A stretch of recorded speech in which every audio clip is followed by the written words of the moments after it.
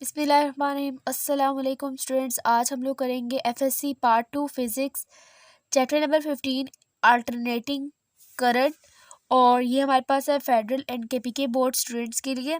और आज के इस लेक्चर में हम लोग देखने वाले हैं एसी थ्रू इंडक्टर। तो बेसिकली हम लोगों ने पिछले लेक्चर में एग्जाम्पल और असाइनमेंट सॉल्व किए थे, और अगर आपने वो लेक्चर मेरा नहीं देखा तो डिस्क्रिप्शन में लिंक मौजूद है, वहाँ से आप देख सकते हैं। सो आज के इस लेक्चर में हम लोग करने वाले हैं AC through inductor. Basically inductor का फिनोमिना आपको पता होना चाहिए। इंडक्टेंस क्या होती है, इंडक्टर क्या होता है, इंडक्टर एक कॉइल होता है, इंडक्टेंस क्या होती है, उसकी एबिलिटी होती है। और उसके बाद जिस तरह हम कैपेसिटर और कैपेसिटेंस की बात करते हैं। The next thing is the date कि हम लोग इसको रिप्रेजेंट कैसे करते हैं। हम इसको रिप्रेजेंट करते हैं एल से। और इसके बाद हमारे पास है कि ये हमारे पास जब हम लोग कॉइल को रैप करते हैं अराउंड किसी भी वायर के ऊपर, हम लोग किसी भी कॉइल को रैप करते हैं तो हमारे पास कुछ ऐसी शक्ल आती है जिसको हम लोग बोलते हैं इंडक्टर। सो इंडक्टर को हम लोग इस तरह शो करते हैं। बेसिकली मैंने यहाँ पे लाइन लिखी है, two terminals electrical component which resist change in electric current passing through it, जो कि रेजिस्ट करता है किस चीज़ को, चेंज इन करंट को। मतलब ये एक ऐसा सर्किट है जो कि अपने अंदर से करंट की तब्दीली लाने नहीं देता, ठीक है। वो कोशिश ये करते हैं कि मेरे अंदर से करंट क्या रहे, सेम रहे।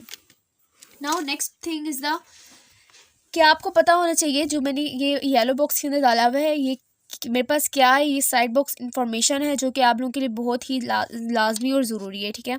अब ये हम लोग देख रहे हैं कि कंपोनेंट ऑफ सर्किट के कंपोनेंट कौन कौन से हैं। तो device use to control current is called component of circuit. ऐसा डिवाइस, ऐसा कोई भी मतलब डिवाइस हो, इलेक्ट्रॉनिक डिवाइस जो भी हो, जो कि अपने अंदर से करंट को कंट्रोल करे, करंट को काबू में रखे, उसको हम लोग क्या बोलते हैं, कंपोनेंट ऑफ द सर्किट बोलते हैं।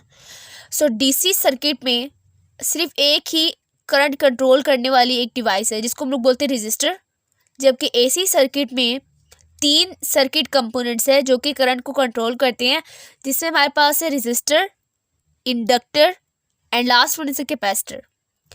सो एसी करंट को कौन कौन ब्लॉक मतलब है कि कौन कौन टफ टाइम कौन देता है, एसी करंट को कौन देता है, रजिस्टर देता है, इंडक्टर देता है and last one is a capacitor. जबकि हम लोग बात करें डीसी करंट की, डीसी सर्किट में टफ टाइम कौन देता है करंट को, या करंट की चेंज को करंट को कौन कंट्रोल करता है, उसको हम लोग बोलते हैं रजिस्टर।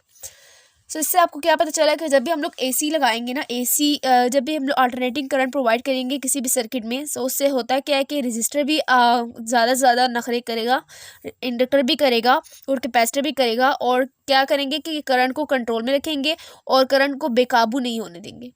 क्लियर हो गया। अब इसके बाद हम लोग देखेंगे इसके सर्किट डायग्राम मैंने यहाँ पे शो किया है, जिसमें आप लोग देख रहे हैं कि मैंने यहाँ पर एक कॉयल बनाया है जो कि थोड़ा डिंगा हो गया, लेकिन आप लोगों ने बिल्कुल परफेक्ट बनाना है, ठीक है। और ये हमारे पास क्या है, इंडक्टर है, ठीक है, एल, इसको हम लोग शो कर रहे हैं इंडक्टर से, और करंट है, और हम लोग देख रहे हैं कि हम लोगों ने यहाँ पे एसी सोर्स प्रोवाइड किया, करंट यहाँ से फ्लो कर रहा है, और करंट को काबू में कौन रख रहा है, the one and only inductor. उसके बाद हमारे पास है कि हम लोग मैंने यहाँ पे कुछ वर्ड्स लिखे VLI। सो VLI का मतलब क्या है, बेसिकली मैंने आपको पिछले लेक्चर में बताया था एसी थ्रू रजिस्टर वाले लेक्चर में मैंने आपको बताया था कि वहाँ पर कोई भी लीड या लैग नहीं करता। कोई से मुराद क्या है, मेरा मतलब ये है कि वोल्टेज एंड करंट में से कोई भी लीड या लैग नहीं करता। सो अब जो हम लोग यहाँ पे देखने वाले हैं कि हमारे पास इंडक्टर में होता क्या है, ये किसके लिए एल है, ये एल है इंडक्टर के लिए। इंडक्टर में होता क्या है, इंडक्टर में होता ये है कि वोल्टेज आगे है तो लीड करेगा, वोल्टेज V पहले है तो वोल्टेज लीड करेगा, और करंट क्या करेगा, लैग करेगा। सो मैं देख रही हूँ कि यहाँ पर मुझे क्या याद रखना पड़ेगा कि इंडक्टर में VLI होता है, मतलब ये कि वोल्टेज लीड करेगा, वोल्टेज 90 डिग्री से आगे होगा, और करंट क्या होगा, वोल्टेज से 90 डिग्री पीछे होगा। मतलब है कि वोल्टेज अगर वोल्टेज अगर 90 पे है तो करंट किस पे होगा, 0 पे होगा। वोल्टेज अगर 180 पे है तो करंट किस पे होगा, 90 पे होगा। सो इस तरह से इन दोनों के दरमियान में एंगल डिफरेंस कितना रहेगा, 90 डिग्रीज रहेगा। सो मैंने आपको पिछले लेक्चर में रजिस्टर वाले में बताया था कि वहाँ पर कोई भी लीड या लैग नहीं करता, बल्कि दोनों इकट्ठे अपना इनिशिएशन लेते हैं और साथ ही टॉप पॉइंट पे जाते हैं, देन आखिर में टर्मिनेट कर जाते हैं। सो अब हम लोग यहाँ पे इसकी जो डेरिवेशन है वो बहुत ही आसान भी होने वाली है और बहुत ही कुछ मुश्किल भी होगा, क्योंकि अगर आप लोगों ने इलेक्ट्रोमैग्नेटिज्म का चैप्टर है वो यहाँ से लेक्चर में से किए होंगे, मतलब ये कि मेरे चैनल से देख के किया होगा, then you will not face any problem. अगर आप लोगों ने वो लेक्चर नहीं देखे तो आप लोगों को बेसिकली यहाँ पर बहुत ही बड़ा इशू क्रिएट होगा, ठीक है। लेकिन मैं आप लोगों के लिए आसानी पैदा करूँगी, मैं यहाँ पर ईजी वे में कराने की कोशिश करूँगी। सो अब हम लोग देख रहे हैं कि मेरे पास यहाँ पर डेरिवेशन की हेडिंग है। डेरिवेशन में आप लोग यहाँ पे क्या देख रहे हैं, तो यहाँ पे सबसे पहले मैं अपना स्टार्ट कहाँ से लूँगी, मैं स्टार्ट लूँगी कि वी हमारे पास किसके बराबर होता है, V is equal to minus E L होता है। अब ये माइनस साइन कौन सा है, फ्राडेज लॉ ऑफ इंडक्शन आप लोगों ने पढ़ा होगा, इलेक्ट्रोमैग्नेटिक इंडक्शन। इसमें हम लोगों ने देखा था कि फ्राडेज लॉ में जो माइनस साइन आया था वो किसने एक्सप्लेन किया था, लेंस लॉ ने एक्सप्लेन किया था। लेंस लॉ ने कहा था कि जो इंड्यूस्ड में प्रोड्यूस होता है वो हमेशा अपने कॉज को क्या करता है, अपोज करता है। मतलब अगर ये कि मेरे पास जो कॉज है ना वो क्लॉकवाइज घूम रहा है, तो जो उसकी वजह से इंड्यूस्ड में प्रोड्यूस होगा वो क्या करेगा, एंटी क्लॉकवाइज घूमेगा और उसको अपोज करने की कोशिश करेगा, उसकी मुखालफत करेगा और उसके अगेंस्ट काम करेगा। सो अगर जब मैं यहाँ पे देख रही हूँ V is equal to minus E, अब हम लोग यहाँ पे इसको कैसे कह रहे हैं कि V is equal to minus E कैसे बराबर है। सो सबसे पहले मैं यहाँ पर एक शॉर्ट सी डेरिवेशन कर रही हूँ, ये मेरे पास साइड डेरिवेशन है जो कि आप लोग करना चाहें तो कर ले वरना ना करें। I is equal to V minus E over R. अब ये फॉर्मूला आप लोग देख रहे हैं ये आप लोगों ने कहाँ से पढ़ा हुआ है। जो आप लोग ये वाला फॉर्मूला देख रहे हैं इसमें आप लोग देख रहे हैं कि हमारे पास यहाँ पर क्या है कि हम लोगों ने यहाँ पर फॉर्मूला लगाया हुआ है जो कि हम लोग unit number 12 internal supply of circuit में पढ़ के आए हैं, I is equal to V minus E over R. अब इसमें हम लोग करेंगे क्या कि हमारे पास ये जो I is equal to V minus E over R है, इसमें हम लोग कह रहे हैं कि अगर हमारे पास रेजिस्टेंस 0 है तो हम लोग क्या कहेंगे कि आई अब आर को मैं यहाँ मल्टीप्लाई कर देती हूँ वी माइनस ई, और फिर मैं क्या कहूँगी आर 0 है तो मेरे पास क्या हो जाएगी, पूरी की पूरी फैक्टर क्या हो जाएगा, ख़त्म हो जाएगा और वी माइनस ई रह गया, और इसको मैं बेसिकली क्या कह सकती हूँ, वी इज इक्वल टू ई भी कह सकती हूँ। इस तरह से मैंने आपको बताया कि v is equal to minus E L है। अब मैंने माइनस साइन यहाँ पर क्यों लगाए रखा है, क्योंकि ये लेंस लॉ ने एक्सप्लेन किया था, यहाँ पर ये माइनस साइन खत्म हो गई, लेकिन यहाँ पर मैंने इसलिए लगाया क्योंकि फ्राडेज लॉ ऑफ इलेक्ट्रोमैग्नेटिक इंडक्शन में आप लोगों ने देखा है कि हमारे पास क्या होता है, E is equal to minus N delta phi over delta B होता है, ठीक है। Delta phi over delta I होता है, डेल्टा टी होता है। एंड ये मेरे पास फॉर्मूला मैं यहाँ पे लिखती हूँ Faraday's law of electromagnetic induction का, N delta phi over delta T, ठीक है, ये फॉर्मूला है। और ये इसके साथ माइनस साइन लगा होता था, तो ये मैंने वॉल ऑफ साइन रखा है। और ये हमारे पास साइन माइनस होने की वजह ये भी है कि ये हमारे पास कौन सा वोल्टेज है, ये हमारे पास अप्लाइड वोल्टेज है। मैंने आपको बताया कि जो माइनस साइन है वो किस वजह से आता है, ये लेंस लॉ ने बताया था, और ये क्या बताया था कि हमेशा अपने कॉज को क्या करते हैं, इंड्यूस्ड ईएमएफ अपोज करता है। और ये कौन सा ईएमएफ है, ये इंड्यूस्ड ईएमएफ, ये अप्लाइड ईएमएफ है, और ये क्या इंड्यूस्ड ईएमएफ है। मतलब एक तो हमने अप्लाई किया हुआ था इंडक्टर के क्रॉस, उसकी वजह से इंडक्टर ने अपने अंदर से भी इंड्यूस्ड ईएमएफ निकालना शुरू कर दिया, और जो कि उसके बिल्कुल ऑपोजिट वर्क करता। सो दैट्स वाई मैंने यहाँ पर नेगेटिव साइन शो किया। अब स्टूडेंट्स मैंने यहाँ पर बहुत कुछ बोल दिया, अब मैं इसके बाद को स्टार्ट करते हैं, ठीक है। और यहाँ पर सबसे पहले मैं यहाँ पर कौन सा फॉर्मूला लगाऊंगी, लेंस लॉ में आप लोगों ने जो हमारे पास फ्राडेज लॉ में आप लोगों ने फॉर्मूला पढ़ा हुआ था, लेकिन जैसे कि हम लोग जानते हैं, हम लोग पीछे चैप्टर में करके आए हैं, एज वी नो डैट, हम क्या जानते हैं, हम जानते हैं E L is equal to L delta I over delta T. अब इसके साथ मैं क्या लगाऊंगी, माइनस साइन लगा रही हूँ, minus delta I over delta T. अब ये मैंने क्या किए, ये मैंने यहाँ पर कौन सा फॉर्मूला लगाया है, ये हम लोगों ने सेल्फ इंडक्टेंस वाला जो फॉर्मूला पढ़ा था, ये म्यूचुअल सेल्फ इंडक्टेंस वाला, उसमें से भी हम लोगों ने यहाँ पर फॉर्मूला पुट किया। तो सेल्फ इंडक्टेंस वाला फॉर्मूला मैंने यहाँ पुट किया है, E is equal to L delta I over delta T. अब मैं इस फॉर्मूला को इसमें पुट करूँगी तो मेरे पास बेसिकली माइनस साइन क्या हो जाएगा, ख़त्म हो जाएगा। सो मुझे लगाने की ज़रूरत ही नहीं थी, आप लोग बेशक ना लगाएं और डायरेक्ट आप लोग L delta I over delta T formula लिख देंगे, V is equal to L delta I over delta T. अब मैं यहाँ पे क्या करूँगी, इसको इक्वेशन नंबर 3 कह रही हूँ, ठीक है। और ये जो हमारे पास इक्वेशन थी इसको मैं इक्वेशन 2 कहूँगी और 2 को मैंने पुट किया इक्वेशन नंबर 1 में, ठीक है। अब इसके बाद मैं क्या करने लगी हूँ, मैंने कहा है कि as AC current is supplied, जब हम लोगों ने एसी करंट लगाया हुआ है, एसी करंट इज अप्लाइड, जब एसी करंट लगाया हुआ है तो उससे क्या होगा कि I is equal to I M sine theta, मतलब वही बात है जो हम लोग पीछे करके आए हैं। और इसी तरह वोल्टेज के लिए भी हम लोग इसी तरह लिखेंगे, लेकिन अब मैंने आपको पहले बताया कि वी एल आई है, मतलब ये कि इंडक्टर में वोल्टेज लीड कर रहा होगा 90 डिग्रीज एंगल से आगे होगा, 90 डिग्रीज एंगल उसमें एक्स्ट्रा होगा एज़ कम्पेयर टू करंट की वैल्यू के से ज़्यादा उसका 90 डिग्रीज एंगल होगा, ठीक है। अब इसके बाद मैंने यहाँ पे आपको बताना है कि यहाँ पर इंड्यूस्ड ईएमएफ प्रोड्यूस कैसे हो रहा है, मतलब इंड्यूस्ड ईएमएफ इस इंडक्टर के अंदर कैसे पैदा हो रहा है जब हम लोगों ने अप्लाइड वोल्टेज लगाई हुई है। सो अब हम लोग देखेंगे इसके बारे में फिनोमिना। तो सबसे पहले मैं आपको यहाँ पे लिख दूँगी, देन आप लोगों को मैं समझाऊँगी। तो स्टूडेंट बेसिकली यहाँ पे हो क्या रहा है कि करंट जब चेंज हो रहा है इंडक्टर में, जिसकी वजह से क्या होगा, चेंज इन मैग्नेटिक फ्लक्स होगा और जिसकी वजह से हमारे पास इंड्यूस्ड ईएमएफ प्रोड्यूस होगा जो कि अकॉर्डिंग टू फैराडेज लॉ होगा। लेकिन लेंजिस लॉ के मुताबिक ये क्या करेगा, अपने कॉज को अपोज करेगा, जिसकी वजह से मैंने आपको बताया कि अप्लाइड वोल्टेज के आगे हम लोगों ने माइनस ई एल लगाया, applied voltage is equal to minus of E L, और माइनस इसलिए लगाया क्योंकि ये इंड्यूस्ड ईएमएफ है और induced EMF due to inductor की क्या करेगा, अपने कॉज को अपोज करेगा विथ नेगेटिव साइन, और नेगेटिव साइन इसी चीज़ को शो करे कि अपने कॉज को अपोज करे, और ये डायरेक्शन के लिए लगाया गया बेसिकली। लेकिन अगर आप लोग मैग्नीट्यूड वाइज देखेंगे तो आपको माइनस साइन लगाने की बिल्कुल ज़रूरत नहीं है और आप लोग क्या कहेंगे, v is equal to L delta I over delta T. So student इस तरह से हम लोगों ने यहाँ तक तो काम कर लिया। अब इसके बाद हम लोग वोल्टेज के लिए भी डेरिवेशन निकालेंगे। अब मैं करूँगी क्या कि इक्वेशन नंबर 4 को पुट करूँगी इन इक्वेशन 3, इक्वेशन 3 में मैं पुट करूँगी। सो मैं करूँगी क्या, v is equal to L delta I M sine theta over delta T, ठीक है। डेल्टा टी तो पहले का मौजूद है और अब मैंने यहाँ पे कौन सा फैक्टर इंट्रोड्यूस किया, I M sine theta. So अब मैं करूँगी क्या कि v is equal to L, अब मैं आई एम को बाहर ले आऊँगी क्योंकि हमारे पास चेंज इन आई एम तो नहीं आ रहा, हमारे पास सिर्फ आई एम बेसिकली कांस्टेंट रह रहा है। तो डेल्टा में क्या कर दूँगी, साइन थीटा के साथ लगा दूँगी क्योंकि जो चेंज हो रहा है वो क्या चेंज हो रहा है, एंगल चेंज हो रहा है। सो डेल्टा में किसके साथ लगा रही हूँ, साइन थीटा के साथ लगा रही हूँ। अब इसके बाद मैं फर्दर कहूँगी कि जो हमारे पास साइन थीटा है, थीटा हमारे पास होता क्या है, थीटा हमारे पास ओमेगा टी के बराबर है। तो मैं v is equal to L I M और डेल्टा साइन ओमेगा टी लिख रही हूँ, ठीक है। यहाँ तक तो आपको क्लियर हो गया होगा विद डेल्टा टी। अब स्टूडेंट ये बात याद रखनी है कि delta sine omega T over delta T ये किस चीज़ के बराबर होता है, ये बराबर होता है L I M omega cos omega T.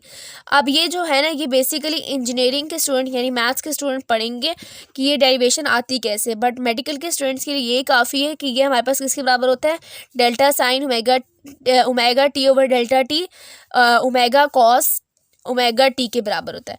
अब मैं यहाँ पे लिखूँगी v is equal to L I M और ओमेगा साथ लिख दूँगी और कॉस ओमेगा टी की जगह क्या पुट करूँगी, बेसिकली यहाँ पर मैं अगेन थीटा पुट कर दूँगी जो कि मैंने पहले खोल के लिखा था, ठीक है। सो अब मैंने यहाँ से करना क्या है कि मैं कहूँगी एल आई एम ओमेगा किसके बराबर है, वी एम के बराबर। इसको मैं वी एम के बराबर लूँगी और ये हमारे पास बेसिकली वी एम के बराबर आता ही है क्योंकि इसका यूनिट वोल्टेज ही आता है। जैसा कि मैंने आपको बताया है v is equal to L I M omega cos omega T आ गया है। अब मैं क्या करूँगी, कॉस ओमेगा टी की जगह लिख दूँगी कॉस थीटा लिख दूँगी और साथ ही मैं क्या कहूँगी कि एल आई एम ओमेगा किसके बराबर है, वी एम कॉस थीटा के बराबर है। अब यहाँ पे देखने हैं कि आप यहाँ पर मेरे पास क्या आ चुका है, मेरे पास यहाँ पर आ चुका है v is equal to V M cos theta, ठीक है।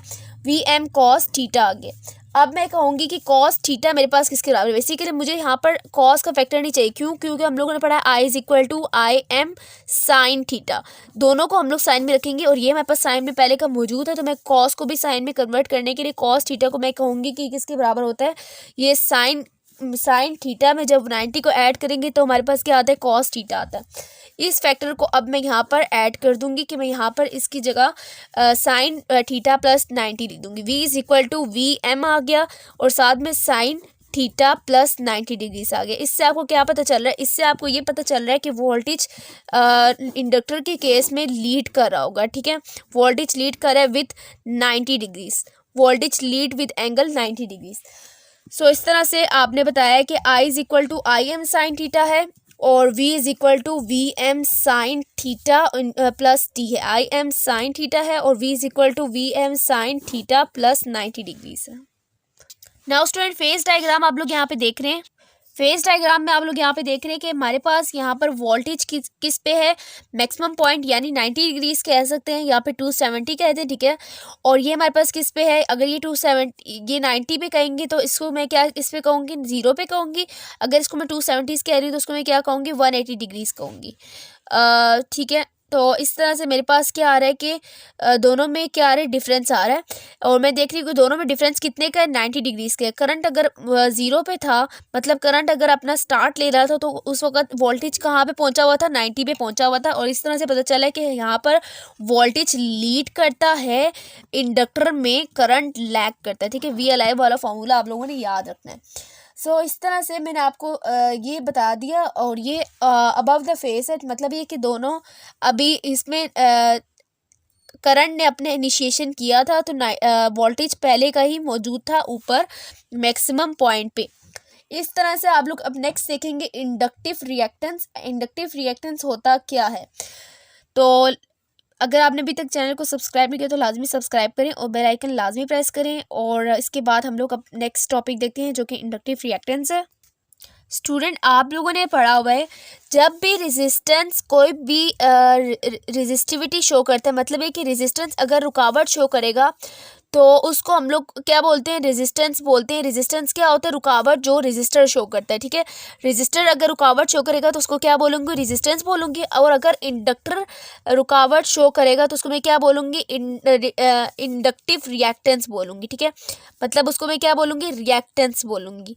तो जब भी रेजिस्टेंस रुकावट जब भी कोई रेजिस्टर रुकावट शो करेगा तो उसको रेजिस्टेंस बोलूँगी, और जब भी कोई इंडक्टर शो करेगा तो उसको क्या बोलूँगी, रिएक्टेंस बोलूँगी। और ये बात आप लोगों ने याद रखनी है। सो अभी मैं देख रही हूँ कि reactance is said to be the opposition offer to the flow of current by any component other than resistor. Resistor के अलावा हमारे पास कोई भी कंपोनेंट ऑफ द क्या कंपोनेंट अदर देन रेजिस्टेंस कोई भी हमारे पास शो करेगा, क्या शो करेगा, ऑफर करेगा रेजिस्टेंस, जो ऑफर करेगा रेजिस्टेंस किसके लिए, करंट के लिए। मतलब करंट के लिए रेजिस्टेंस देना, रेजिस्टेंस शो करना या ऑपोजिशन शो करना अदर देन एनी कंपोनेंट, यानी रेजिस्टर के अलावा कोई और कंपोनेंट अगर करंट को ऑपोजिशन दे तो उसको हम लोग क्या बोलते हैं, रिएक्टेंस बोलते हैं। और अब हम लोग बात करें इंडक्टिव का मतलब ये है कि इंडक्टर की बात हो रही है, ठीक है। इंडक्टिव का मतलब ये इंडक्टर की बात हो रही है। तो अब हम लोग यहाँ पे देखेंगे कि इसको हम लोग रिप्रेजेंट कैसे करते हैं। इंडक्टिव रिएक्टेंस को हम लोग बेसिकली रिप्रेजेंट करते हैं XL के साथ। L हमारे पास सबस्क्रिप्ट में आता है और X हमारे पास क्या है, इसकी मेन जो वो है, और X मतलब रिएक्टेंस है और L किसके लिए, इंडक्टर के लिए। इंडक्टर की रिएक्टेंस को हम लोग इंडक्टिव रिएक्टेंस या XL बोलते हैं। सो यूजिंग इक्वेशन, हम लोगों ने कौन सी इक्वेशन यूज़ करनी है, यूजिंग इक्वेशन। एक इक्वेशन मैंने आपको पीछे बताई थी, VM is equal to LIM omega. इस इक्वेशन को अब यूज़ करने का टाइम आ गया। ये इक्वेशन सबसे न्यू लग रही थी आप लोगों को, और इसी इक्वेशन को यूज़ करके अब हम लोग इंडक्टिव रिएक्टेंस वाला फैक्टर निकालेंगे। सो आप लोग यहाँ पे देख रहे हैं VM ओवर IM। अब बेसिकली आपने बात याद रखनी, V is equal to IR होता है, ये तो आपने पढ़ा हुआ है। और R क्या था हमारे पास, रेजिस्टेंस था, तो रेजिस्टेंस बेसिकली किसका डिवीजन करने से आती थी, वोल्टेज और करंट को। तो इधर भी हम लोग सेम टू सेम वोल्टेज और करंट को ऊपर नीचे लिख लेंगे। एंड देन हमारे पास पीछे क्या रह गया, एल ओमेगा रह गया। तो वी एम और आई एम किसके बराबर आ जाएगा, एक्स एल के बराबर आ जाएगा, X L is equal to L omega. So इस तरह से आप लोगों ने इंडक्टिव रिएक्टेंस का जो फॉर्मूला है वो निकाल लिया, जो कि किसके बराबर होता है, जो कि बराबर होता है एल ओमेगा के। ठीक है, एल ओमेगा के। अब एल ओमेगा को अगर आपने खोल के पढ़ना तो उसको कैसे पढ़ेंगे, इसको आप लोग पढ़ेंगे X L is equal to 2 pi F omega. ठीक है, 2 pi F L omega, sorry omega कह रही हूँ, एल। सो ओमेगा की जगह हमने क्या पुट किया, ओमेगा की जगह हमने पुट किया है 2 पाई एफ, और साथ में एल को हम लोगों ने एज इट इज़ लिख लिया, और ये भी हमारे पास एक फॉर्मूला बनता है। अब हम लोगों ने यहाँ पे देख रहे हैं कि एक्स एल का फ्रीक्वेंसी के साथ डायरेक्ट रिलेशन है। मतलब ये कि जैसे जैसे एक्स एल मतलब इंडक्टिव रिएक्टेंस बढ़ेगी, कब बढ़ेगी, जब हमारे पास फ्रीक्वेंसी ज़्यादा होगी।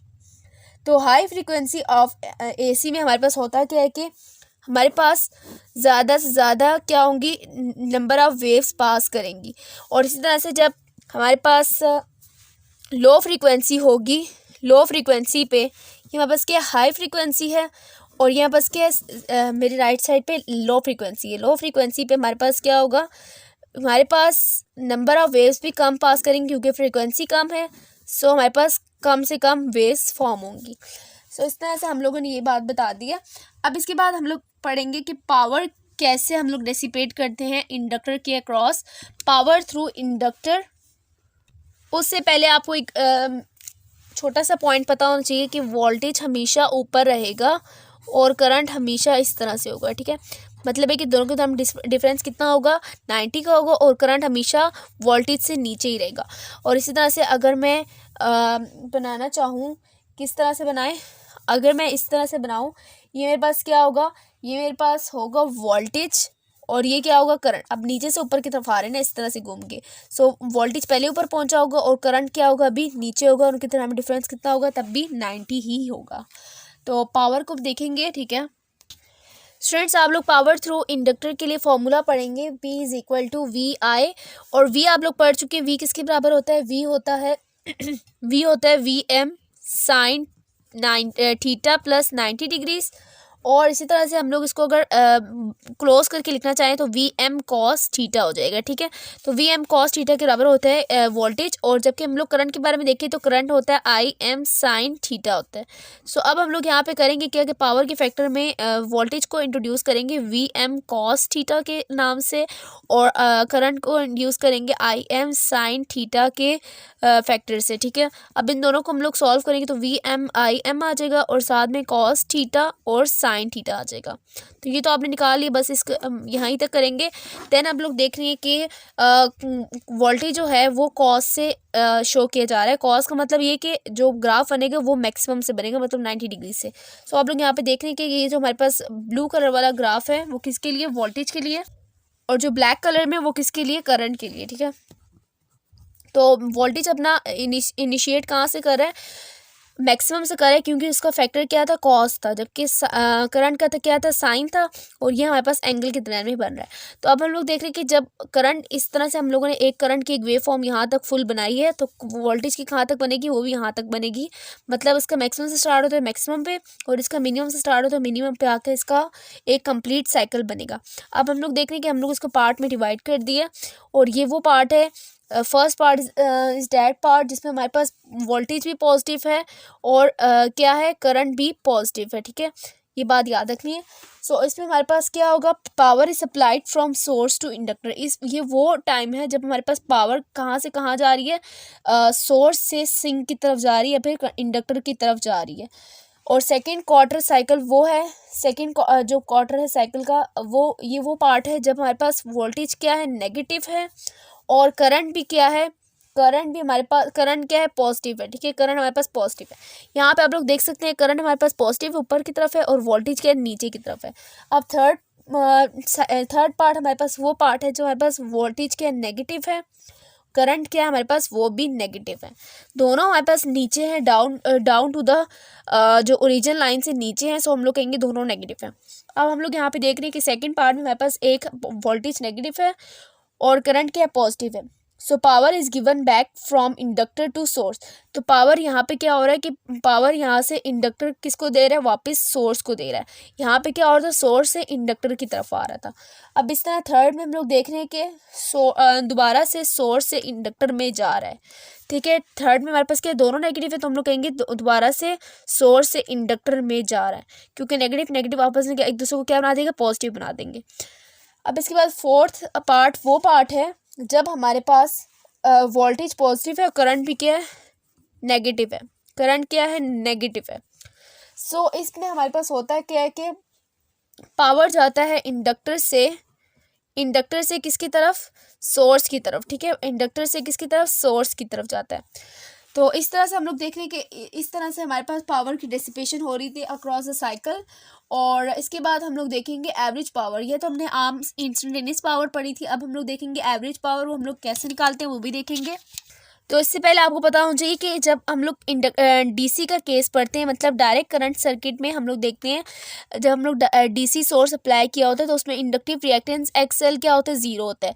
क्यों होता है, क्योंकि फोर्स हमारे पास क्या फोर्स कह रही हूँ, फ्रीक्वेंसी हमारे पास क्या होती है, ज़ीरो होती है।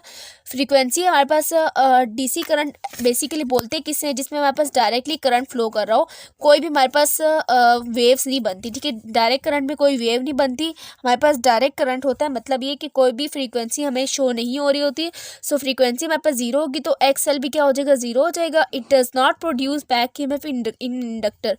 तो इस वजह से हम लोग कहेंगे कि जब डीसी सोर्स को हम लोगों ने इंडक्टर के क्रॉस अप्लाई किया होगा तो उसकी वजह से इंडक्टर में बैक ईएमएफ प्रोड्यूस नहीं होगा, क्योंकि उसमें इंडक्टिव रिएक्टेंस ही नहीं है, क्योंकि उसमें फ्रीक्वेंसी ही नहीं होती डीसी में। सो अब हम लोग देखेंगे average power. Now student, average power होता है क्या है, एवरेज पावर के बारे में हम लोग देखेंगे। अब एवरेज पावर हमारे पास हम लोग शो किससे करते हैं, एवरेज पावर को हम लोग इस तरह से साइन डालते हैं और उसको शो करते हैं। ठीक है, या फिर आप लोग पी एवरेज भी लिख सकते हैं। तो पावर एवरेज निकाल रहे हैं और हम लोग कहेंगे वी एम कॉस थीटा का फैक्टर इंट्रोड्यूस करेंगे और इधर क्या करेंगे, आई एम साइन थीटा। क्योंकि अगर हम लोग यहाँ पर थीटा प्लस 90 डिग्रीज वाला फैक्टर ऐड करेंगे तो वो हमारे लिए सॉल्व करना मुश्किल हो जाएगा as compare to cos theta वाला फैक्टर। सो हम लोग करेंगे क्या कि वी एम और आई एम को अलग निकाल लेते हैं और हम लोग कहेंगे एवरेज लेना है कॉस थीटा का और साथ में साइन थीटा का। सो यहाँ पे हम लोग फर्दर आगे बताऊँगी मैं आपको कि कॉस थीटा का एवरेज क्या होता है और साइन थीटा का एवरेज क्या होता है। अब ये आप लोग कैलकुलेट करते रहेंगे तो आपके पास टाइम नहीं होता। सो आप लोगों ने क्या कहना है कि साइन थीटा का एवरेज हमारे पास किसके बराबर होता है, ज़ीरो के बराबर, और इसी तरह से कॉस थीटा का एवरेज किसके बराबर होता है, ज़ीरो के बराबर। अब ये मेडिकल के स्टूडेंट्स नहीं करेंगे, ये हमारे पास प्री इंजीनियरिंग के स्टूडेंट्स मैथ्स में करेंगे। तो हम लोग यहाँ पर देख रहे हैं हमारे पास ये क्या आ जाएगा, P average is equal to V M I M, ये कॉस थीटा का एवरेज क्या हो गया, ज़ीरो, और साइन थीटा का एवरेज क्या हो गया, ज़ीरो। सो पूरा का पूरा एवरेज पावर क्या आ रही है हमारे पास, ज़ीरो आ रही है। सो इसका क्या मतलब है, इसका मतलब ये है कि हमारे पास कोई भी जो प्योर इंडक्टर होता है, प्योर इंडक्टर वो कोई भी पावर कंज्यूम नहीं करता, कंज्यूम्स नो पावर। ये सिर्फ और सिर्फ क्या करता है, इसका मकसद बेसिकली होता क्या है कि कंट्रोल करता है किसको, करंट को। और जबकि हम लोग रजिस्टर की बात करें, रजिस्टर अपना हिस्सा भी लेता रहता है।